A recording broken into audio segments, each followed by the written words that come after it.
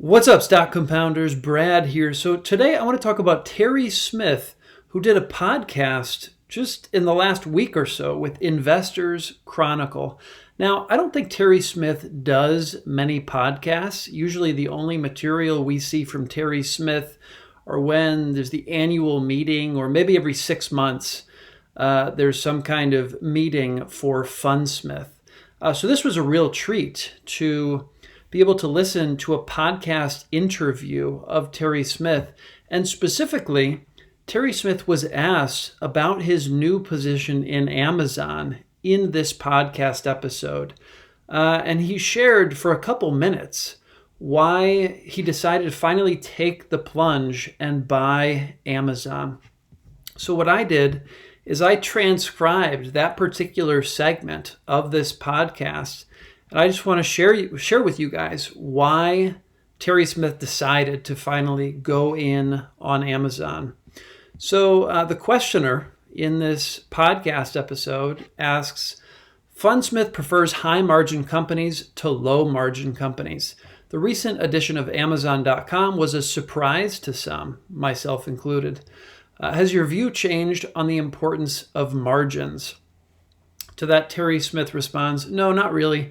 I think a few things got me to the point on Amazon, finally got him to the point where he was ready to invest in that company. The first is I actually regard return on capital as a far more important than margin, because you can have a low margin business like Costco with a very high return on capital employed. Retail businesses do tend that way in terms of tending to be low margin businesses. We've liked the Amazon Web Services business a lot since its inception. It's pretty similar to the Azure business in Microsoft in the cloud and distributed computing, so nothing not to like there. Obviously, many of you know Amazon Web Services is currently the largest cloud business in the world.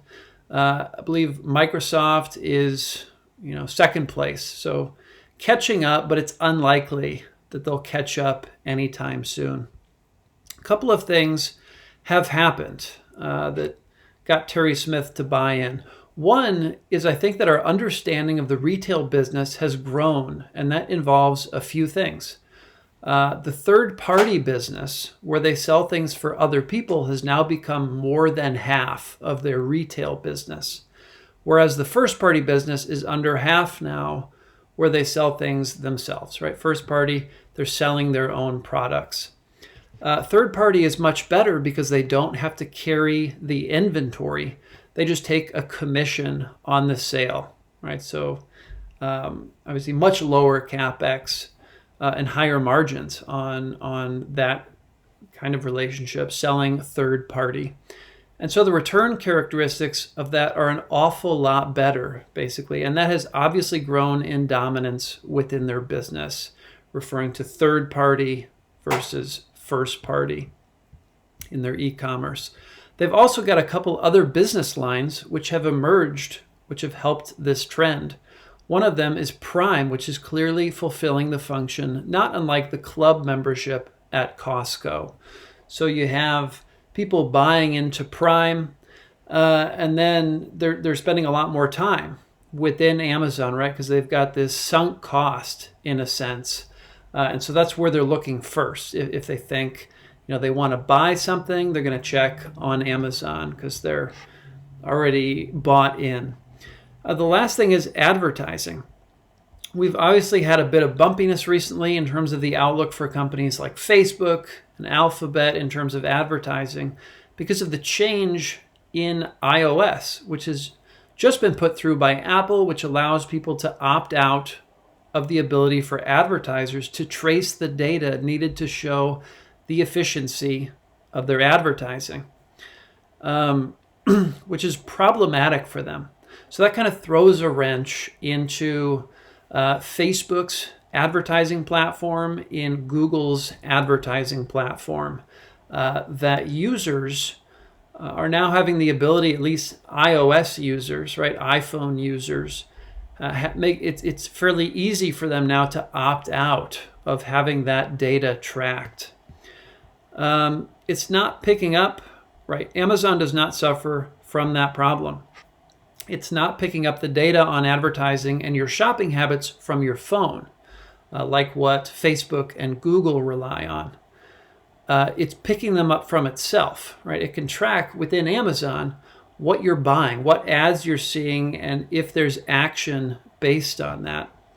It can tell how effective the advertising was because you bought the product or you didn't buy the product, which is much more powerful than what Facebook and Google are relying on.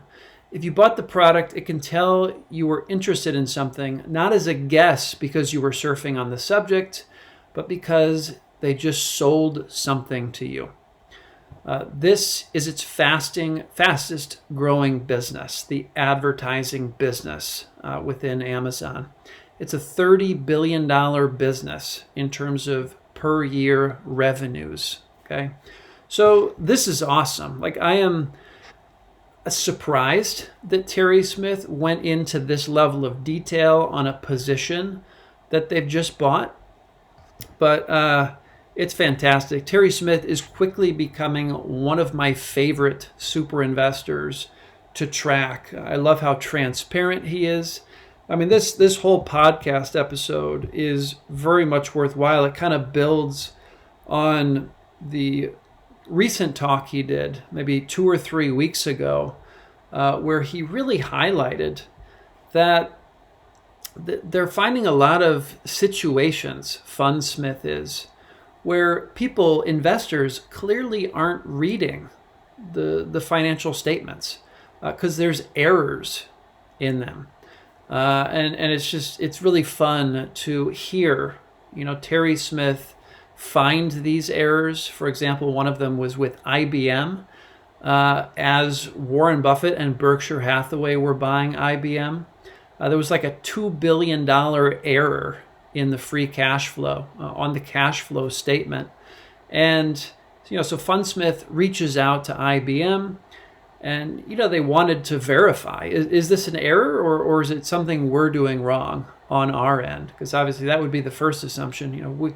We must not be understanding this correctly. But it turns out it was an error.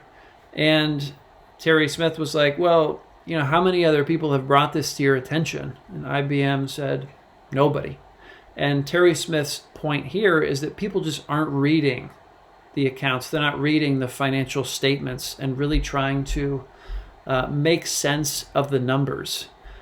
So, it's a big edge for investors who are willing to do that work. So anyway, take a listen to this podcast. It's fantastic. And I'm going to tweet this transcript, obviously, on Twitter. So you guys can have quick access to this as well if you want to use this for anything.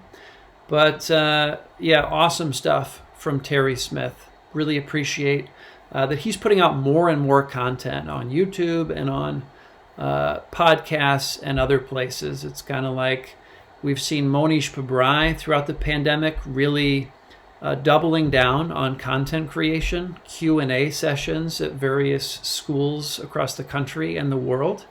I'm hoping this trend continues as well for Terry Smith because clearly he's such a beacon in a sea of mediocre investors and such a valuable thing for investors like us to kind of hitch our wagons to and learn from. So a big shout out to Terry Smith, and that's it for today, guys. I will see you all in the next video. Take care.